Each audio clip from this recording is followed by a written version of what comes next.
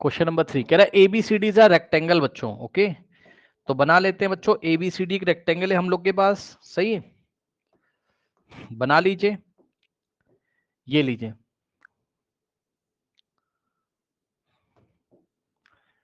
A B C D, correct. ABCD is a rectangle, P Q R S are the mid point of the side A B, P A B का mid point है, ठीक, Q B C का mid point है, R C D का mid point है, और DA का mid point क्या है, एस है। समझ रहे हो, ए बी का mid point P, B Q का मिड पॉइंट क्यू, और डीसी का मिड पॉइंट आर, और एडी का या डीए का मिड पॉइंट एस है, ठीक। उसके बाद उसने बोला show that quadrilateral P Q R S is a rhombus. सुन लो ध्यान से बच्चों, पी को क्यू से ज्वाइन करिए, क्यू को आर से, आर को एस से, और एस को पी से। और क्या प्रूफ करना है आपको, गिवन क्या है, सबसे पहले देखो गिवन क्या है, एबीसीडी रेक्टेंगल है, एबीसीडी इज अ रेक्टेंगल, और रेक्टेंगल का हर एक एंगल 90 होता है, ये भी ध्यान रखना, ठीक। उसके बाद रेक्टेंगल का हर एक एंगल 90 होता है, ये भी ध्यान रखना, यानी कि ये 90, जरूरत पड़ने पर ये 90, ये 90 और ये 90 हम ले सकते हैं, ठीक है। और सुनिए ध्यान से, रेक्टेंगल के ऑपोजिट साइड्स इक्वल होते हैं, मतलब एडी का लेंथ किसके इक्वल है, बीसी के। और सुनो, अगर एडी बीसी के इक्वल है तो इनके हाफ हाफ भी इक्वल है, मतलब एडी का हाफ एएस और बीसी का हाफ बीक्यू, तो एएस का लेंथ बीक्यू के इक्वल हो जाएगा। ये बात भी लिख लो, क्या पता कहीं काम आ जाए। एपी और डीसी आपस में इक्वल है, ए बी और डीसी आपस में इक्वल है, तो इनका हाफ कर दोगे अगर तो वो भी इक्वल हो जाएंगे, ठीक। ओ सॉरी, हाँ एडी और, तो एडी का हाफ एएस, ओहो एक सेकेंड क्या कर रहा हूं मैं, रुक जाओ, एडी और बीसी आपस में इक्वल है, तो इनके हाफ हाफ भी इक्वल होंगे, यानी कि एएस बीक्यू इक्वल और डीएस और सीक्यू इक्वल। चलो देखते हैं, जरूरत पड़ेगी तो करेंगे, नहीं तो नहीं। आगे देखते हैं, कह रहा है show that the quadrilateral PQRS rhombus. तो प्रूफ क्या करना है, बताइए प्रूफ क्या करना है, P Q R S is a rhombus, proof that P Q R S is a rhombus, ठीक। पी क्यू आर एस क्या है आपके पास, एक रोम्बस है, ये आपको प्रूफ करना है, ठीक है स्टूडेंट्स। इसके लिए देखिए हम क्या करते हैं, सुनो, क्या आप लोग को एक प्रॉपर्टी पता है, ध्यान से सुनिए, क्या आप लोग को एक प्रॉपर्टी पता है कि रेक्टेंगल के डायगोनल्स आपस में इक्वल होते हैं। एक प्रॉपर्टी आपको याद होनी चाहिए, क्या, diagonals of rectangles are equal. ये मैंने आपको पढ़ाया हुआ है, याद है कि नहीं, जल्दी से बताओ, जल्दी से बताओ, किसी रेक्टेंगल के डायगोनल इक्वल होते हैं, मैंने पढ़ाया हुआ है। तो रेक्टेंगल कौन है, एबीसीडी। तो ध्यान से सुनिएगा बच्चों, ये देखिए, रेक्टेंगल एबीसीडी में डायगोनल एसी और डायगोनल बीडी आपस में इक्वल होंगे, AC is equals to BD, ये डायगोनल्स आपस में इक्वल होंगे, AC is equals to BD, ये डायगोनल आपस में इक्वल होंगे। अब सुनो ध्यान से, अब सुनना ध्यान से, देखो ट्राइंगल ए बी सी ले लो,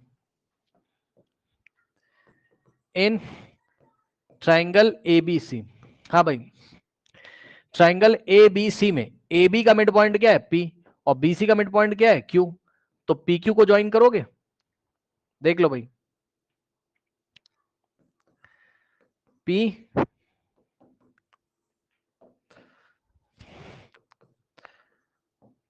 is the mid point of, P is the midpoint of AB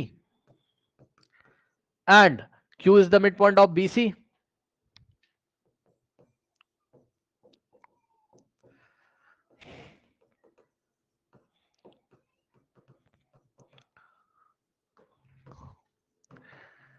ठीक है ना, Q is the mid point of BC। तो सुनो, PQ को आपने ज्वाइन किया, ठीक, तो PQ जो होगा जरा बताइएगा वो क्या होगा, हाफ ऑफ AC के इक्वल हो जाएगा और पैरेलल भी हो जाएगा। PQ is equals to, PQ is parallel to AC and PQ is equals to half of AC। ये बन गया रिलेशन या इक्वेशन नंबर 1। ठीक, इसी तरीके से सिमिलरली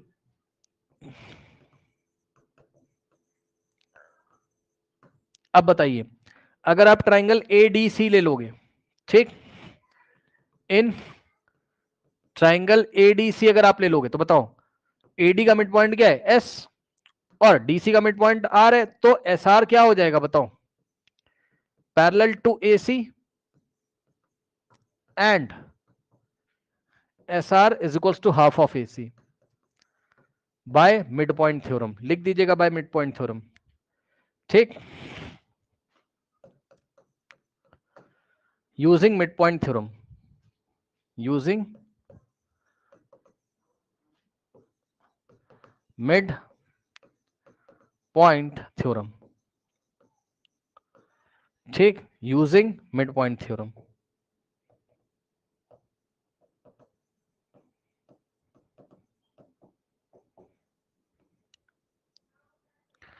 अब देखो इक्वेशन 1 एंड 2 से, फ्रॉम 1 एंड 2,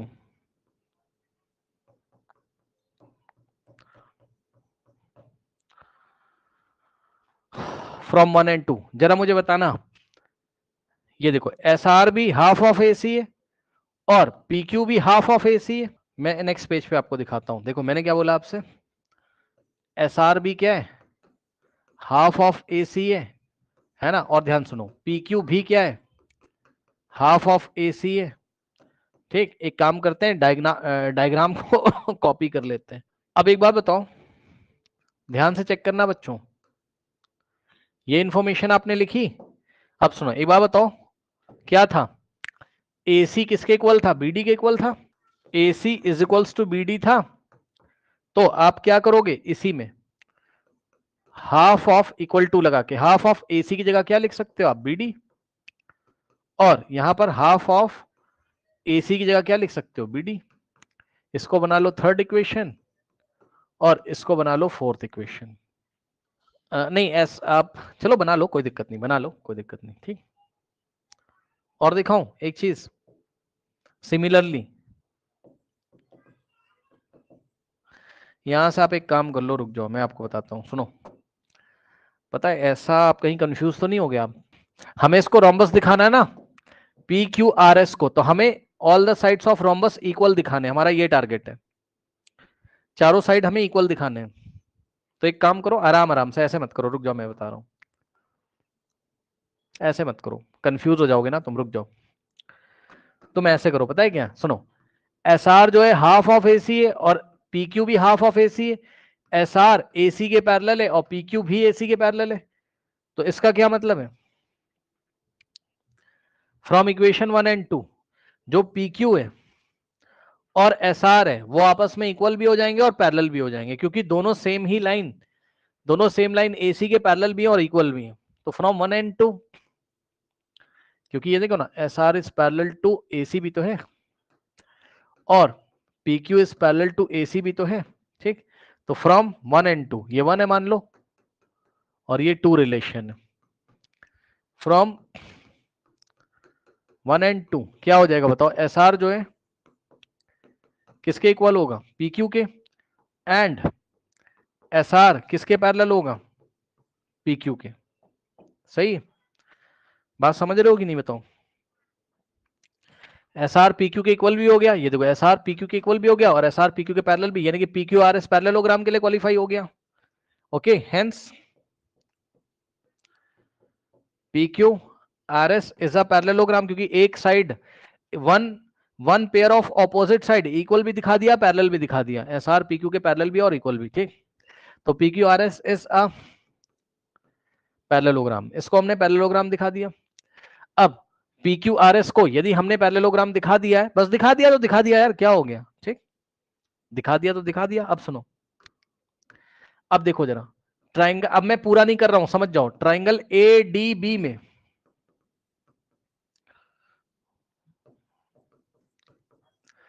एडी का मिड पॉइंट एस और एबी का मिड पॉइंट पी, तो एसपी क्या हो जाएगा,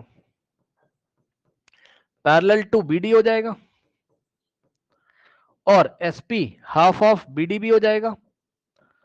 और ट्राइंगल डीसीबी में या बीसीडी में, ये बीसीडी में देखिए, तो इन ट्राइंगल बीसीडी क्या हो जाएगा बताओ, Q R is parallel to BD and Q R is equals to half of BD. ठीक, ओके, तो ये हो गया। तो ये हो गया आपका थर्ड इक्वेशन, ये हो गया फोर्थ इक्वेशन। थर्ड और फोर्थ से क्या हो जाएगा बताओ,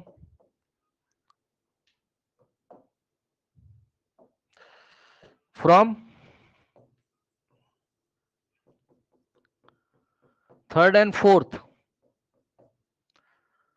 बोलो, एसपी और क्यू आर आपस में इक्वल भी हो जाएंगे, पैरेलल भी हो जाएंगे। तो एसपी इज इक्वल्स टू क्या हो गया बताओ, क्यू आर, क्योंकि दोनों ही किसके इक्वल हैं, हाफ ऑफ बीडी के इक्वल है। अब देखो जरा नेक्स्ट स्टेप में मैं क्या करने जा रहा हूं,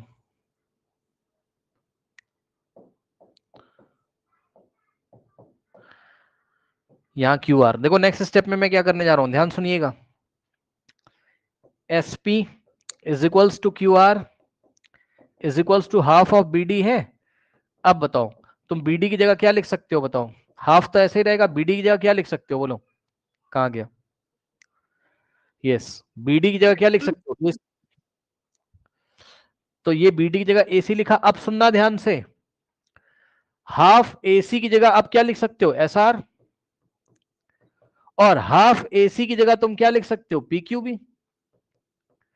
हेंस प्रूव्ड। इस रिलेशन को ध्यान से देखो, इसमें ये सब आपस में इक्वल आ गए।